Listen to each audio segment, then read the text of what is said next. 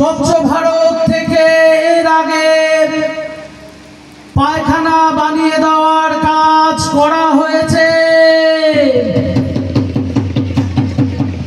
এখন নতুন ভাবে গ্রামের প্রত্যেকটি বাড়ি থেকে ময়লা সংগ্রহ করা হবে।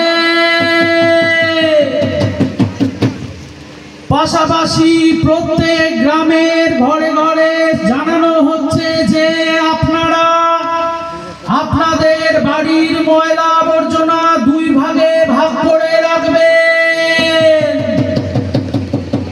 যথাসময়ে নোংরা আবর্জনা নিয়ে যাবে আপনার বাড়ি থেকে।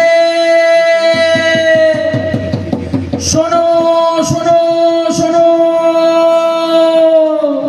নতুন খবর।